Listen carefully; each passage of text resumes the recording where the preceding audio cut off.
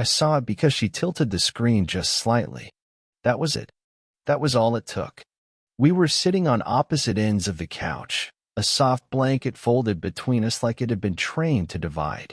She had her knees curled under her, the Kindle propped up lazily on one thigh.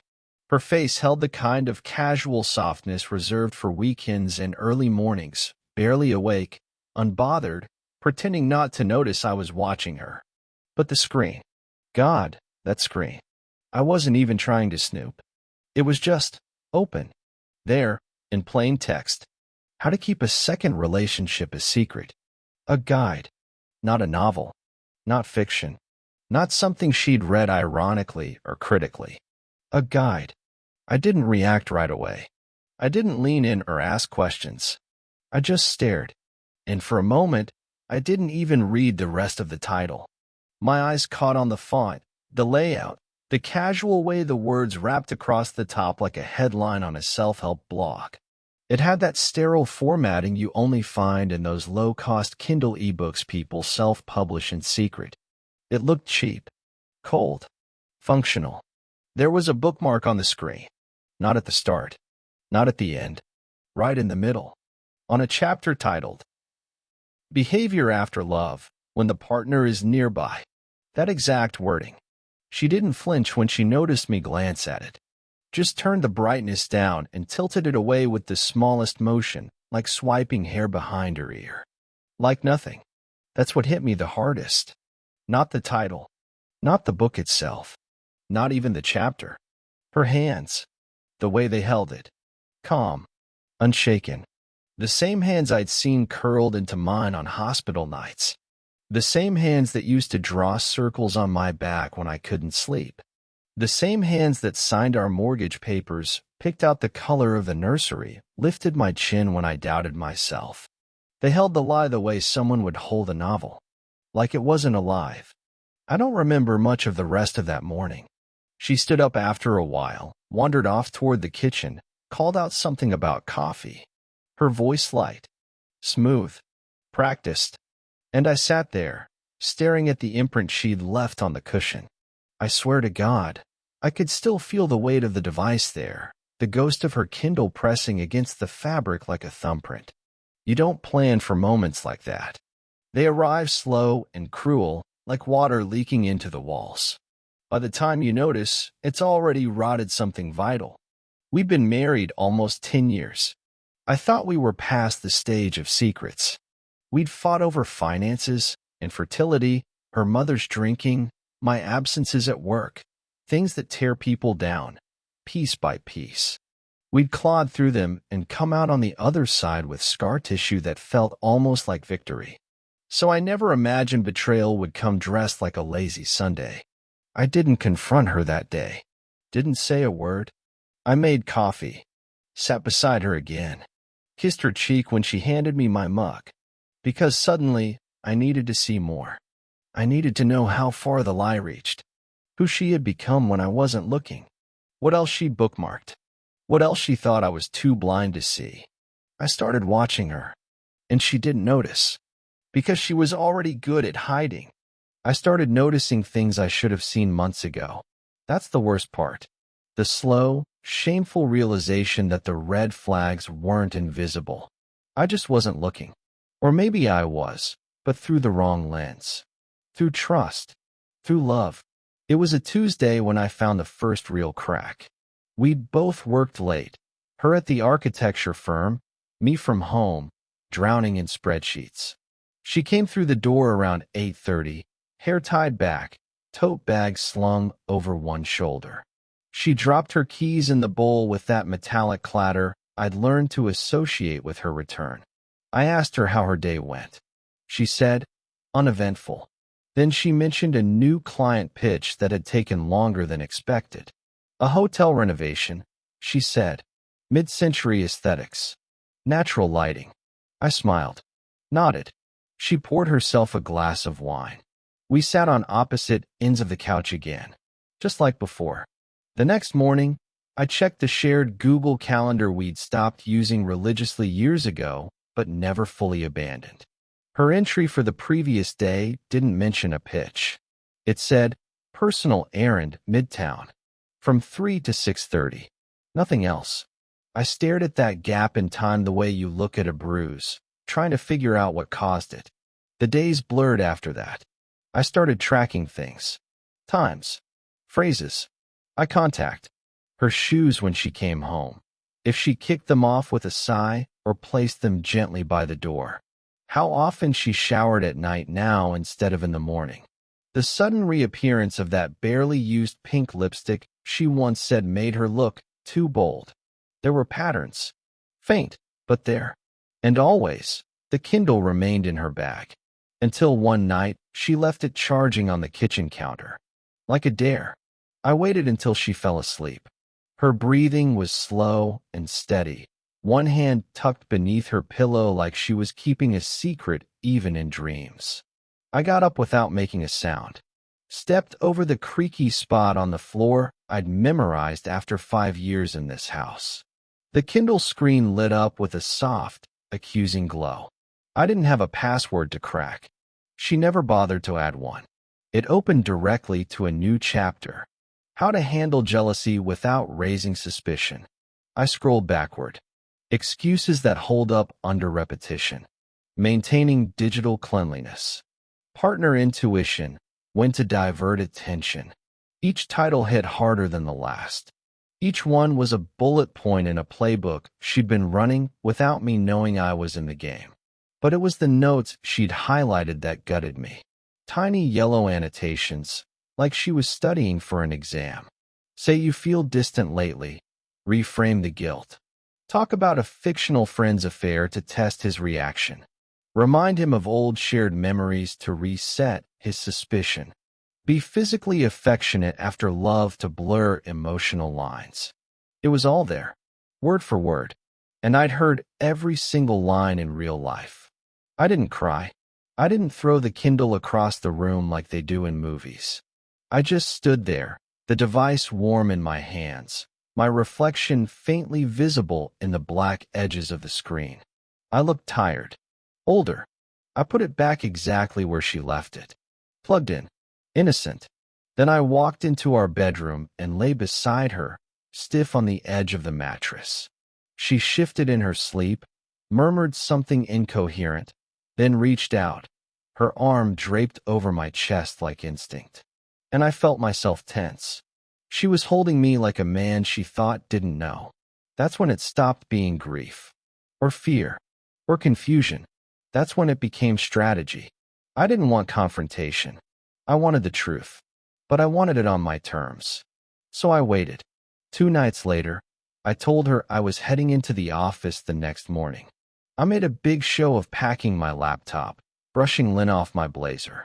She kissed me on the cheek. Said, "Drive safe." I left. Sat in my car 2 blocks away with the engine off. And I watched. At 10:16 a.m., she emerged from the front door. Hair curled. That lipstick again. Not heading to work. Not dressed like someone running errands. She didn't call for a rideshare. She walked. I followed from a distance, my pulse sinking with each of her footsteps. I'd never felt like a stranger to her before that moment. But the woman I was watching? I didn't know her. She rounded a corner. Entered a building I didn't recognize. A low-rise near downtown. Glass front. Subtle logo near the door. I stayed across the street, hard hammering. It wasn't an office. It wasn't a store. I pulled out my phone and typed the business name into Google. Bodywork and Balance. Private massage and wellness by appointment only. Her calendar had nothing on it for today. Nothing. I waited over an hour. She didn't come back out. And when she finally did, her hair was a little messy. Her face flush. Her eyes unreadable. She didn't look around. Didn't check for me. Just walked home, slow and unhurried. I stayed in the car until my breathing steadied. Until the hot, metallic taste in my mouth faded. I didn't want to believe it. But the pieces were falling together. I wasn't paranoid. I was behind. And she was still playing from the script. It wasn't the building that gave her away. It was the man. Not the one I thought I'd see. Not the cliché trainer or coworker or suave ex from college she'd never quite buried. This one was older. Late 40s, maybe early 50s. Close-cropped hair, olive blazer, loafers with no socks. The kind of man who didn't speak loudly, who didn't need to. Everything about him said practiced restraint. The first time I saw him, I was parked 2 blocks down from that wellness center again, this time on a Thursday. She went in at 11:05. He followed 3 minutes later. They didn't arrive together, but they didn't need to. When she came out an hour later, he followed again, lagging just enough for it to seem unconnected. It wasn't. I didn't know his name, but I remembered his face. I remembered it because of what happened later that same day. That afternoon, I walked into the lobby of her office building with 2 coffees in hand. I'd done this once or twice before, back when things were better, surprise visits, small tokens, fake spontaneity. She always smiled like she meant it. Today, I wasn't there to be sweet. I was there to confirm something. The receptionist greeted me with a soft, "Hi, there." I kept my tone light. "Just dropping this off for my wife. Room 14C, right?" She nodded, started to reach for the coffee, and I pulled it slightly back. "Actually, I might wait for her downstairs." "She around?" The woman hesitated. Her eyes flicked to the desk monitor, then back to me. "She's not in yet, actually." I looked at the clock behind her. 2:17 p.m. She was supposed to be back by noon. "Client meeting?" I asked, too casually. The receptionist's mouth moved like she wanted to say yes, but then she shrugged. "I think she's working remote today." That's when I knew. Knew the script she gave me wasn't just copied from that Kindle book. It had been tested, refined, polished over time. I left the coffees on the desk and walked outside, the air sharp against my face. As I passed the front windows, a woman seated near the lounge area caught my eye. She was staring at me, deliberately. Maybe late 30s, dark sweater, a folder on her lap she wasn't looking at. Her expression wasn't curious or kind. It was the look you give someone you recognize, but aren't sure from where. I stopped walking. She stood up, walked toward the glass doors with a calm I didn't trust. I waited. She came out, clutching her folder like a shield. "Excuse me," she said. "You're Claire's husband, right?" The fact that she didn't say my name didn't surprise me, but the fact that she knew hers did. I nodded. "Do I know you?" "No, but I've seen you. Pictures. On her desk. Facebook. Once." I said nothing. Let the silence stretch. She exhaled, scanning my face like she was looking for something decent inside it. "Look, I wasn't going to say anything. It's none of my business. But I've worked in the same building as Claire for 5 years. And lately, something feels off." "Off how?" "Off like. Deja vu, off like I've seen this before." I didn't respond. Just watched her. She continued. "There's a man. Comes in around the same times, always heads toward the back stairs. Avoids the front desk. Never signs in. I've seen them leave together once. Not together, but too close to be strangers." She didn't sound dramatic. She sounded tired, like someone who'd witnessed this play out before. I nodded slowly. "You know his name?" "No, but he drives a silver Jaguar. Parked in the alley every Thursday." I memorized that detail like it was a confession. "Why are you telling me this?" I asked. She looked down at the folder in her hand, then back at me. "Because I've been cheated on, and everyone around me knew before I did." Then she walked away. I stood there for a long time, watching her go, watching people live their lives as if mine hadn't just fractured another inch. That night, I didn't mention the lobby. I didn't ask where she'd been. Instead, I made dinner, set the table, lit a candle like I used to. She came home and kissed my cheek. Said, "What's the occasion?" I said, "You, us. I just missed this." She smiled. Something flickered behind her eyes. I think she sensed it, a shift in atmosphere. An invisible charge. We sat down. She ate her salmon slowly, thoughtfully. I asked how work was. Long day, she said, reaching for her wine. Had to deal with one of the interns messing up a CAD file. She said it with ease, like a woman who'd practiced. Her lies no longer even required effort. I poured her more wine, looked her in the eye. Anyone new at work? I asked, barely moving the question. She shrugged. Not really. Why? Just wondering. That was it. No fight. No accusation. Just a flicker of tension that passed between us like a shadow. She went to bed early that night. Said her head hurt. I stayed on the couch, phone in hand, typing the license plate I'd memorized into every online search portal I could find. It took 2 hours. But eventually, I found him. His name was Julian Hale, 51, former consultant. Now works for a strategic life advisory firm. Whatever that meant. A man who specialized in career and personal transitions. No social media. No obvious ties to my wife. Except one. His name was listed as a co-host for a networking event last spring. One that Claire had attended. It was in her calendar, buried under old entries. I clicked the event flyer. There they were, side by side in a photo, laughing at something just out of frame. My wife and the man I'd followed. Her face open and bright, his hand on her shoulder. The caption underneath read, "Bridging the gap, partners in change." I leaned back, closed my eyes, and saw her hands again, resting on the Kindle, like none of this had weight. But it did, and I was only just starting to understand how deep it went. The next time I saw Julian Hale, he was wearing a navy scarf and laughing into his phone like the world had never betrayed him.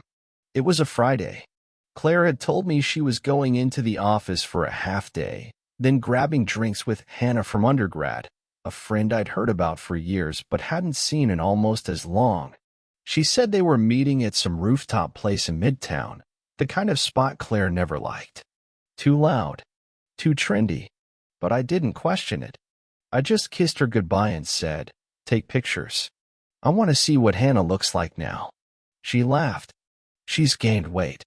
She'd kill me if I posted anything. Then she left. I waited 23 minutes. Then I followed. She didn't go to Midtown. She didn't go anywhere near it. Her car took her to the same low-rise building near downtown. Same side alley. Same silver Jaguar waiting half a block down, the lights dimmed, the engine silent. She parked, got out, didn't check her phone, walked inside like she'd done it 100 times before. I didn't go in. I didn't need to.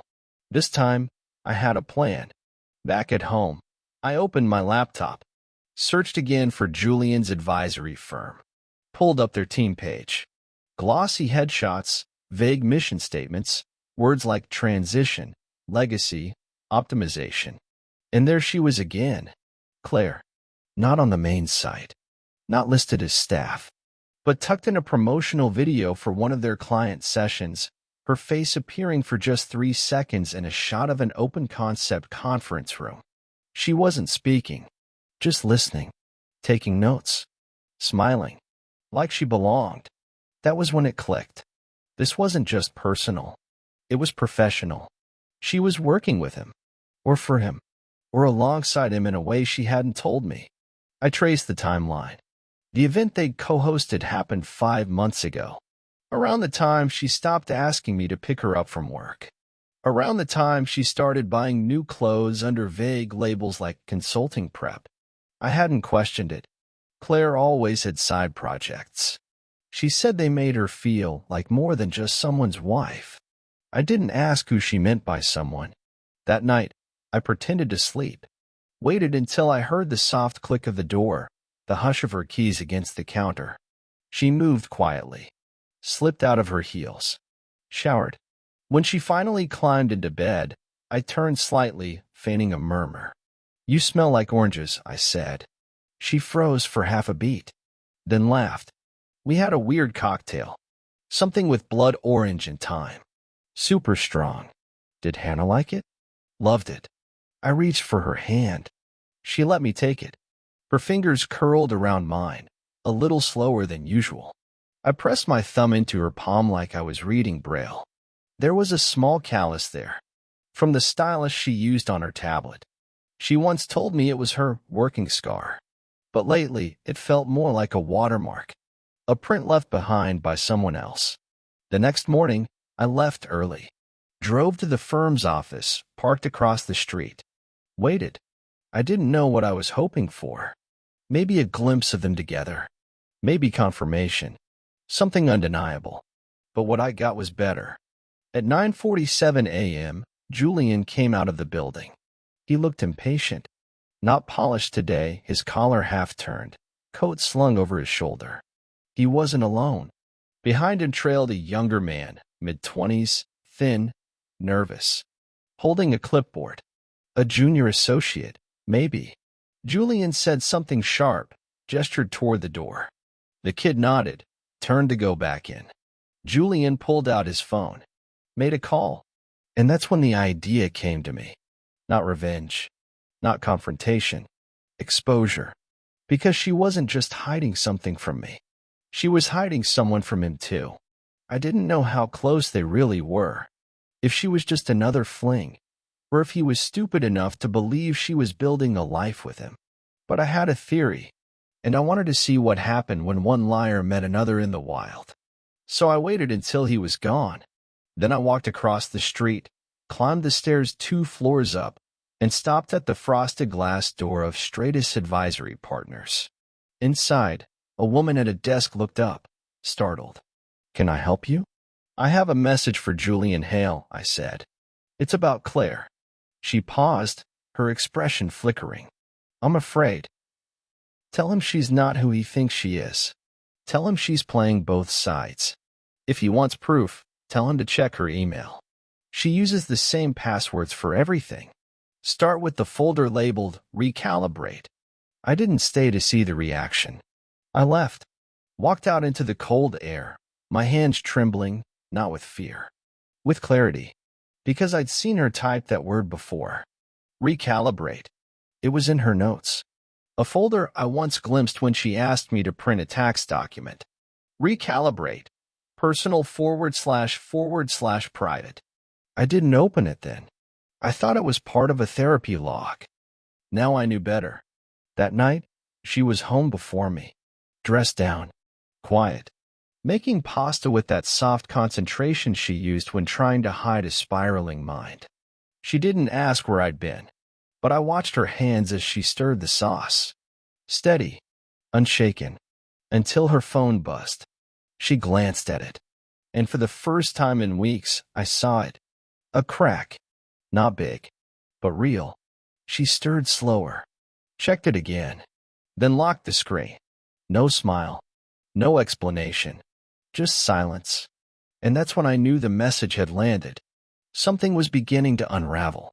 And it wasn't just me anymore who felt the shift. She was already sitting when I walked in, cross-legged on the floor in the living room, a bottle of wine open beside her, no glass. Her eyes were puffy, though not from crying, more like she'd rubbed them too hard out of frustration. The Kindle was on the coffee table, powered off. I didn't speak, just closed the door behind me, locked it. Her voice came out quiet. "Frayed. Did you talk to him?" I didn't flinch. "Who?" "Julian." Her mouth twitched. Don't what?" "Play dumb." She stared at the floor like it was safer than my face. Her voice was a little hoarse. "He called me an hour ago. Said someone had left a message for him. About my passwords. About a folder." Her hand moved to her mouth, a slow curl of fingers. "He said it was you." I sat down across from her, on the rug. We used to do this early in our marriage. No chairs. Just wine and music and floorboards and silence. She looked smaller now. Not fragile, but contained. Like someone trying not to bleed. "You lied to me," I said, simply. She didn't deny it. "How long?"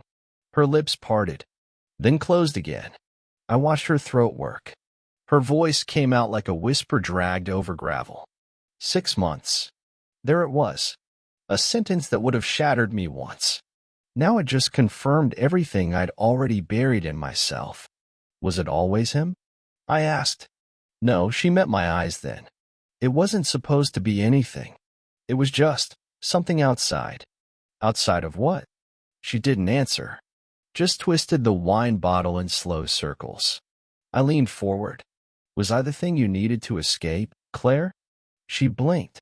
Looked at me like she couldn't decide whether I was an obstacle or a wound. I don't know, she said. I just know that with him. I felt lighter. I laughed once, quiet and bitter. And the book? I nodded toward the Kindle. Was that your idea of therapy? Her gaze dropped again. It was supposed to be research. Defensive. A way to stay ahead. Of me. Of guilt, she said. Of myself. I stared at her. You bookmarked a chapter called Behavior After Love, when the partner is nearby. You wrote notes in the margins. Highlighted strategies. I know. Did it work? I asked. She swallowed. No. Because you're sorry? She shook her head. Slow. Honest. Because you saw it? For a long moment, we sat in silence. And then she said it. The thing that cracked the room open. I was going to leave you. My breath caught. But not for him, she added quickly. Not exactly. He was convenient. A door I could walk through. But I wasn't going to stay with him. I don't even think I like him. I stared at her. Then why? Her voice softened into something that almost sounded like remorse. Because he believed me when I said I was the person I used to be. The girl I thought I could still access. You mean before me? No, she said. Before life got heavy. That word again. Heavy. Everything about her revolved around escape. As if love was a weight she never agreed to carry. I leaned back, exhaustion threading through my limbs. So what now? She looked at me. No tears. Just resignation. You're going to leave me. I haven't said that. You don't have to. I stared at the wine bottle between us. Watched the red slosh as she set it aside. Something in me wanted to smash it. Something else wanted to hand it to her and finish it. Say it all. Instead, I asked, did he know you were married? Her face shifted. Not at first. And when he did, he thought we were separating. I nodded. Because you told him we were. Silence again. And then she laughed. Just once. A brittle, humorless thing. Do you want to know the worst part? She said. I didn't answer. She looked up, her voice trembling with something like shame. I never really loved him. And I'm not sure I ever hated you. I just forgot how to exist in this. In what? This house. This version of us. I stood. My knees felt stiff. Older. And then I said the thing I didn't think I would. You can stay. She looked at me, startled. What? For now, I said. Not for forgiveness. Not for another round of pretending. But because I want you to sit in this. I want you to feel what it's like to eat dinner in silence. To hear the floorboards creak at 2 a.m. and know I'm not awake because I'm worried. I'm awake because I don't trust you. Her eyes shone, but the tears didn't fall. I want you to feel the weight, I said, softly. The one you couldn't carry. She didn't speak. She just nodded once. I left her there, on the rug, surrounded by the ruins of who she thought she was still fooling.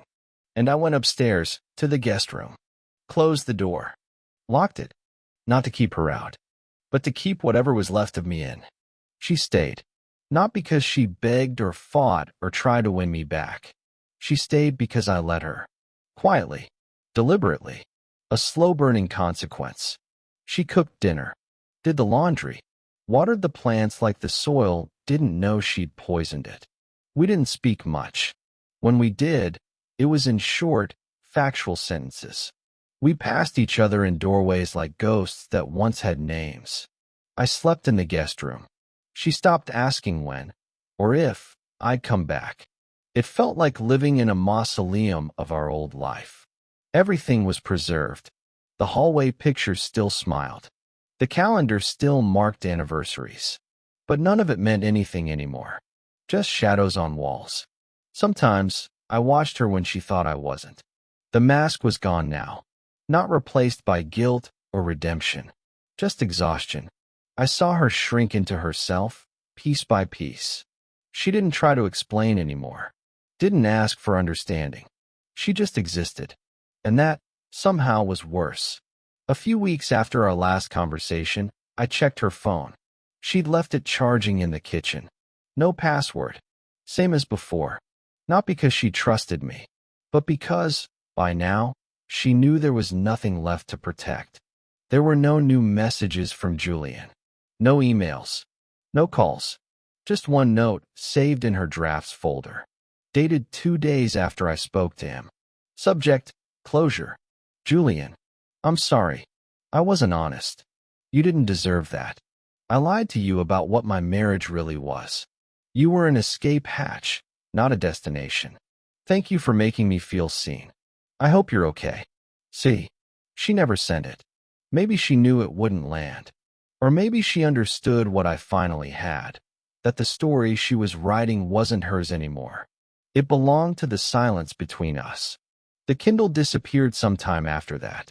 I didn't ask where it went. I imagined her burying it in the trash beneath coffee grounds and paper towels, hoping the stench would erase the chapters. But you can't throw out a blueprint for betrayal and expect the house to stand. On the first Sunday in April, I gave her the divorce papers. I didn't do it with cruelty. I laid them on the kitchen counter next to the French press she still used every morning, even though the smell of it made me nauseous now. She stood over the documents for a long time. Are you sure? She asked. No, I said. But I'm doing it anyway. She nodded. Didn't argue. Didn't even touch the pen for a full minute. Then she signed. We didn't hug. Didn't cry. Didn't fight. It felt more like returning a borrowed book. Quiet. Inevitable. Overdue. After she left, the house was both too quiet and not quiet enough. There were no doors closing, no footsteps overhead. Just the sound of time collecting in the corners. Dust where her makeup used to be. A dent in the mattress where she curled inward every night after the unraveling began. I didn't touch it. I let it settle. 2 months passed. I changed the locks. Donated her coats. Burned the scented candles she liked one by one, watching the wax pool and die. I didn't see Julian again. But one morning, an envelope arrived. No return address. Inside, a photo. A book on a coffee table. How to Rebuild Your Life Alone. No note. Just the picture. Maybe he sent it. Maybe she did. Either way, it felt like the final move in a game neither of us wanted to keep playing. I didn't frame it. I didn't throw it out. I slid it into the back of a drawer I never opened. Because some betrayals don't deserve to be remembered, but they shouldn't be forgotten either. Thanks for watching. If this story pulled you in, make sure to subscribe and hit the bell so you never miss the next confession. Until next time, take care and watch who you trust.